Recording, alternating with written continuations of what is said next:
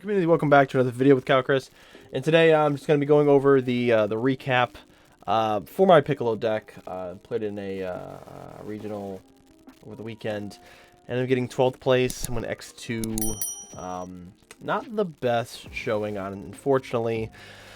Really, I only had one bad matchup out of the four rounds that we played. I really only had one bad matchup. It was just kind of a dice roll at that point. So, but I wanted to, I've done a lot of playtesting with Piccolo, as you guys have probably watched on the channel, and I kind of wanted just to cap off what I've learned in building this deck.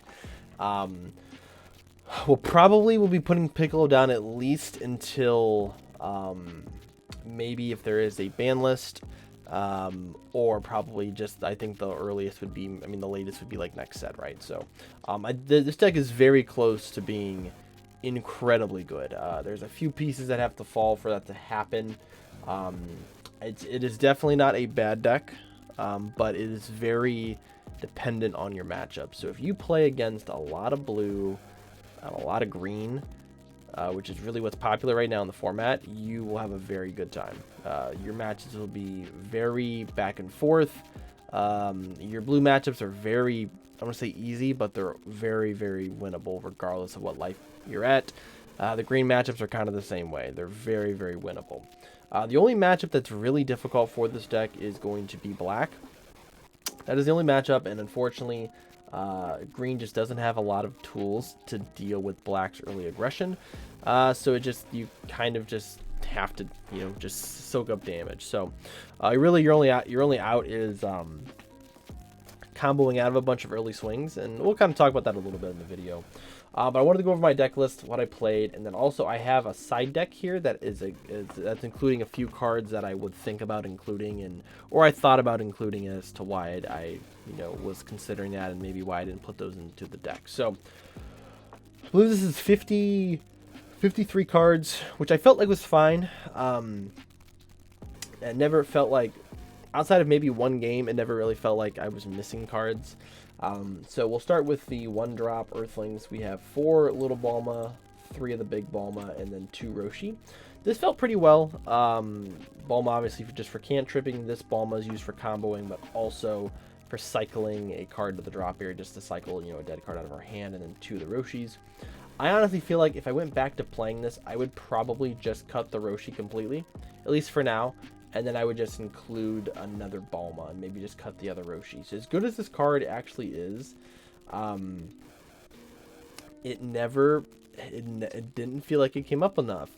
And I think it's because I only ran 2. Now I think this card, for it to get like full impact, you'd probably have to run like 4 of them. And currently it's just not possible. Like, I can't cut either one of these, and I can't cut something else to make this card fit.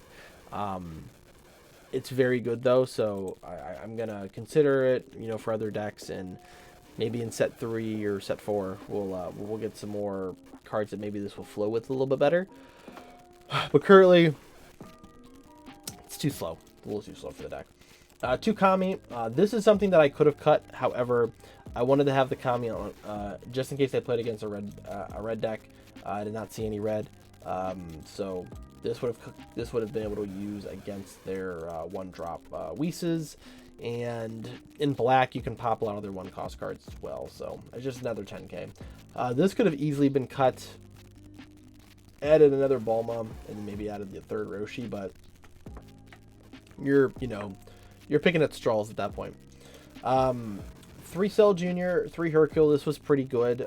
Cell Jr. just allowing us to grab back our extra cards from the drop. 3 Hercule allowing us to cycle all of our Earthling cards, which came in handy a lot.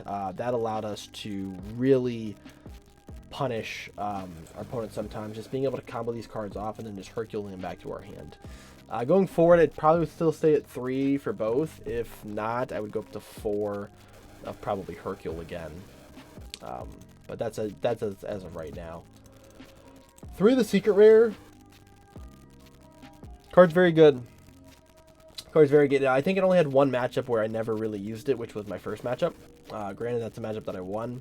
One of the matchups that I won, so that didn't feel too bad. Yeah, not too awful. 4 of it, no, probably not. I think 3 is probably fine. I ran 3 of the Trunks ramp. This was kind of a last minute add. I wanted to have an extra. I wanted to have a card that I could slam on turn 4 when I have 5 energy, to take me to 6 to then activate my 6 cost effects, like Hercule or my extra cards. And destructive strength was, I'm running that anyways, so if I had that, that's all obviously an option as well. But this is just a battle card version of it. So it's a 3-drop, and then it allowed me to provide just a decent amount of pressure as well for 3 energy. So it felt decent. To the Vegeta, this is I love this card. So in this deck, it allows you to pop 2-cost cards, which is very important. It's one of the only cards in green that also removes the Gohan. So if you're playing in a green matchup and they are playing the Gohan, being able to slam this on 4 energy and then pop their Gohan is very, very powerful, especially if they're not swinging with it. So it's something I feel like you have to run in this deck. It's also a 10k. So 2 I think was fine. I could potentially bump it up to 3. 3 of the childhood Gohan, Kyohan, and then 2 of the future Gohan. Both seem to do some stuff. This Gohan never really felt like it mattered too much. Half my matchups were against green, so this card just didn't really do anything. This card never had a chance to do anything because the matchups that I needed to play it in, I didn't see it in time. For Piccolo, this was you guys have seen me playing 3. I bumped it up to 4 because I knew I was going to probably play a lot against a lot of green. And having this available every turn is really needed. So like, because they can kill this card, I needed to make sure I can board them. And then if my opponent didn't remove this card, I can then board a second one and then have access to 2 extra cards per turn, which is really, really strong. Now, how you have to do it though is you have to activate 1, use the extra card, and then activate a second one and then use the extra card. Because if you activate both of their effects and you activate 1 extra card, both effects will trigger. That's kind of a weird thing you have to do, is you have to make sure that you're utilizing one of them first, and then using the second one afterwards. So to Droid, this felt awful, and I know I've gone back and forth with playing a different card than this, which I'm going to talk about in the little side deck area of the video. It's just not. I don't like this. I don't like it in this deck. I think my brain just autopiloted back to this card because I was like, well, if I play against red, like, it's gonna be really good against red. I just didn't see red, and I think I need to get the red out of my head, which is why I was kind of worried about playing this deck, is because of the Jiren matchup. But I think there's maybe 1 red player there, and honestly, I think it's kind of how it is. Really, unfortunately, right now, I think you might run into like Beerus, which Beerus doesn't draw a ton, so like you're kind of in the same position. While Jiren, if you play against Jiren, you're just gonna have to struggle anyways. So like this could have been cut. I think going forward, at least for the remaining of set 3, this card's gonna get cut just permanently out of this deck. It's not needed for 6 energy. And then 4 of the King Vegeta super combos. Our extra cards, we have 2 gigantic meteor, 3 earth destroying blow, 1 days of training, 3 destructive strength, 3 special beam cannon, and then 1 big bang to round out my extra cards here. So I think this is 6, 9, 13. Yeah, so 13 extra cards, which was, it's a lot. You're running a lot of extra cards. So that's one of the downsides of the deck, is that you have to run so many extra cards. So in the future, there's some tech we're going to talk about here, but this is kind of the lineup I went with. I went with the 1 big bang just in case I did run into Jiren. I could use it against Jiren. Other than that, like these cards, this card is like why you play the deck. This card is just absolutely nuts. I ran 1 of the days of training and then 3 destructive strength, just so if I had access to this card as a combo piece, I had it, right? I'd be able to use it, and if this was a destructive strength in my hand rather than this, I have 3 energy up. At least this is a 40k combo, right? 3 destroying blow. I really relied on this card to help me excel to 8 energy. So obviously the idea is like on 5 energy, you slam this to go to 6. You use this on your next turn to go to 7, and then you charge on your next turn to go to 8. Then allowing you to Piccolo and special beam cannon to just start clearing your opponent's board and then just start applying pressure, right? That's sort of the idea. So matchup wise, I ended up playing against, it was Trunks. Trunks Future, unfortunately being a blue deck, it is kind of difficult to beat green. Even though I don't play Broly, again, you don't really need Broly for this deck. If you guys have watched my videos enough, you don't need Broly for this deck. It's actually kind of a hindrance to you. Match 2, I played against Goku GT. Ended up getting second. He was one of our local guys. I kind of just got smashed. He double Bardocked me. So he Bardocked. I removed the Bardock. He Bardocked me next turn, meaning the 3-drop dual attacker. And I could never really establish anything. I think he just killed me turn 5. Like I couldn't. I think I big banged, and then I dropped the 2 energy. I was like, oh well, shit. I just kind of lose. Yeah, I had nothing. I had nothing to do in my hand. And that card is just really hard to out until you get to 5 energy. Like once you're at 5 energy, you can just childhood, or you can future, and then it's just gone. You have to worry about it. But the fact is you have to get there, and then also I didn't draw a single super combo. It just I had a bunch of dead shit in my hand, so it didn't really work out too well. The next matchup was Cell, which was super close. I actually almost won without seeing a single super combo. On his last turn, he just kind of kept cycling Cell Juniors and Gigantic Meteors. And I comboed out of everything. In the last swing, I had like 9 cards in hand, and 6 of them were 0Ks or extra cards. So I couldn't do anything. And then the one after that was Androids, and I ended up winning that matchup. So very small regional. It was cool. I still got the Goku pricing card, which is fine. So some tweaks that we would make. So these cards here, I'm not saying I would include all of these cards, but these are cards that I would consider playing if you're going to be playing Piccolo, and just thinking about what it is you're playing against. So one of those is going to be the Turles. So Turles on 5 energy is another ramp, but also allows you to ramp in active mode, right? This also being a 30k crit, allows you to pressure your opponent without having to worry about like they have to clear this card, right? It's not just like a 30k that's just gonna, you know, give them a card, especially if, like most of the decks, especially like the green matchups, you might not awaken early or you might not awaken them early, right? So instead of awakening them early, you can use this to now start prying resources out of their hand, or you're just prying life, so they're not getting the card. So especially like the blue matchup, like if you're playing against a blue deck that's like stalling their life out, which is just it's such an abysmal strategy against green. I don't know why they do it, but you can then start slamming this card, and then because you're playing this on 5, you have 6 energy, and then you have 1 open for Gigantic Meteor, so it just gives you a little defense. One of the 5-drop cells, I've had some people tell me that this card's really bad. So the concept of this card, when KO'd, you put it 4 or less into your opponent's energy, right? So in theory, you can use this against Jiren. It's really good against Jiren. Now people are saying, oh, well, they can just Gohan and Whis and clear it. And yes, you morons, that's what you can do, right?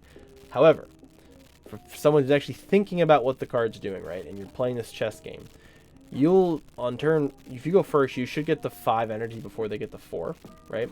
So you can slam this on 5, and if they don't have a Jiren in play, they cannot play Jiren.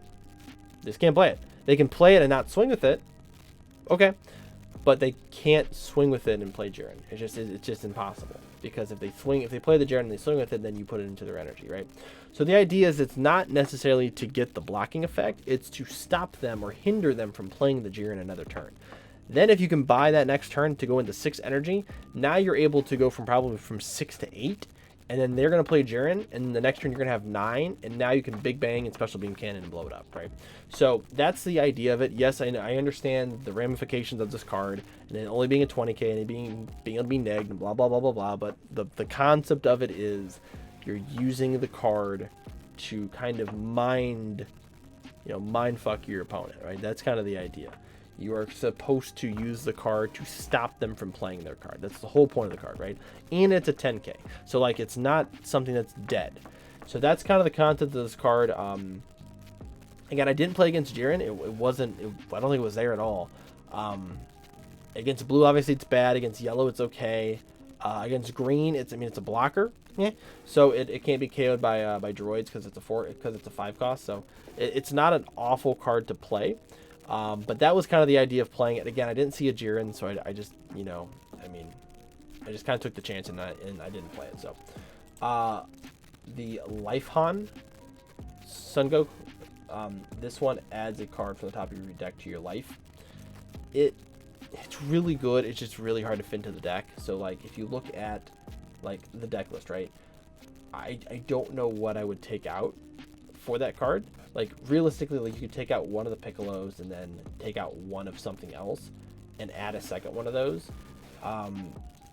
Because I think it's good enough to play. Like this giving you an extra life means you can like take that extra damage like when that turn that they're going to awaken you, and now you're going back up to 4. You slam a 35k. That's really difficult to clear, honestly. Swinging it into 20ks or whatever, plus with your leader, and then you're back up to 4. And let's say you play the second one the next turn, so now you're back up to 4 again, more than likely, because they're going to hit you at least once. Or if you just combo out of everything, then you go back up to 5. So it's a very powerful card. It's just really hard to fit into the deck currently. So I'm going to continue to work on it. This might be something we'll end up testing a little bit more. I mean, I've played with it a lot in this deck. It just didn't end up making the final cut. 2-drop Trunks is probably going to be a necessity in this deck. So you need to be able to, like, turn 2. If you go second with the marker, this is your best turn 2 play, especially against green because they can't clear it early, right? Other than that, you don't really have any turn 2 plays. Like, you're just cantripping basically. So being able to slam this when your opponent plays a 2-drop, to swing this into that card and then also swing your leader into it, you're guaranteed to get at least one card out of their hand, or they're just going to let that card die, right? And this being a 25k, meaning that your opponent now can't swing into it to remove it, it's just going to sit on board. And now you can start pressuring your opponent's cards while they're playing them. So just gives your opponent something else they have to swing at or have to deal with, or else this is just going to kind of dominate their board early. And if you can board 2 of these into their 20ks, that's really good, because now this is going to start putting in a lot of work. So obviously it's easy to clear as the game kind of goes into like that turn 4, turn 5. It's pretty easy to clear for most decks, but early it's good, and it's another 10k. So that's something I'm going to definitely be putting into the deck. And then obviously moving forward in set 4, hopefully it's still a staple card for the deck, and then we'll implement it in. Double Strike Piccolo is something I've tested. This is definitely going to be coming in for the replacement for droids. So the reason is it's a 5k, but also for 4 energy, I can play it, and then on 8 energy, I have Double Strike, right? So this allows me to do some really cool things with the cards in my hand. So if you look at the deck, right, so like on 8 energy, I can slam this, and then I can use Earth Destroying or 2 Gigantic Meteors, right? So that is obviously a concept. On 4 energy, I can slam the Piccolo, and then I can slam this and a Gigantic Meteor, right? It's pretty cool. Or I can do 2 Earth Destroying Blows or Earth Destroying 2 Gigantic Meteors, but you kind of get the idea, right? You also have the ability of, like, let's say you have, like, Hercules in your hand. So now you can Hercule, grab back 2 10ks, maybe play the 10k, maybe pitch a dead card from your hand, grab an extra card. Oh, great, I just got a Gigantic Meteor. Like, you have some cool things that you can do. And the fact that it's 4 energy, right? The other thing is, and this will be more this will be more prominent while when yellow kind of starts coming back into the meta, with them playing Golden Frieza secret rare. Anything that's in play that's 6 or more comes in rest mode, so you can never play the droid. This being able to go under that 6 energy, you can slam this and still double strike them. So definitely something I'm going to include in this deck, probably permanently going forward. I just have to figure out. I'm going to definitely be cutting these 2, and then maybe something else to add a 3rd one. And then the last card was the Trio Earthling blocker, because it's an extra 10k, right? But also, like, turn 1, sometimes it's just better to play a blocker, especially into, like, blue when they're playing the crit Vegeta. You can just play this and then just block the crit, and then you can get it back later on with Hercule. And obviously, later on in the game against, like, blue, this card's not going to be good because it just can get bottom deck. But being a 10k is super powerful, because now you can also grab that bag with Bulma as well. So, like, let's say you only have one Bulma, but you have one of this, and well, you're still getting 20k combo back. So that was the list. Again, it's not a bad deck. It's pretty good when you're not playing against black. I think black's definitely the hardest matchup now, and it's really difficult to figure out.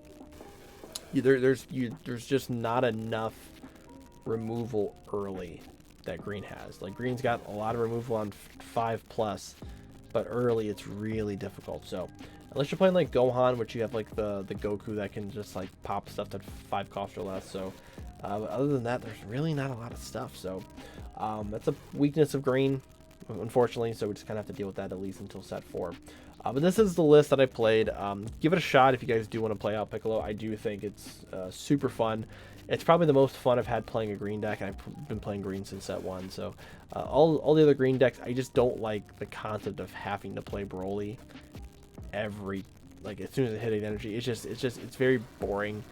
This deck just gives you a different flavor that green doesn't really have currently in the game. So hopefully they expound on this leader. I think there's a lot of potential for making Piccolo really good. So who knows, maybe this is the deck I'll play for Nats if set 4 gets a lot of support. So that'd be really fun. That would honestly be the goal. That'd be the goal. So this will do it for me in the video today, guys. Kind of a little bit of a longer one, but I just wanted to talk about the deck a little bit more, and then we'll be doing some play testing for some of the ultimate battles, and the 3 decks that I'm considering playing for ultimate battles. Currently, Piccolo is not one of them, unfortunately, just because a lot of people play black in our locals, so I'm just not I'm not gonna put myself through that. So I'm gonna play something that has a little bit of a better matchup in the black. So but that will do it for me today, guys. Make sure you guys like and subscribe if you guys do enjoy the content. As always, I do enjoy and appreciate the support. So I will see you guys in the next video, and take care.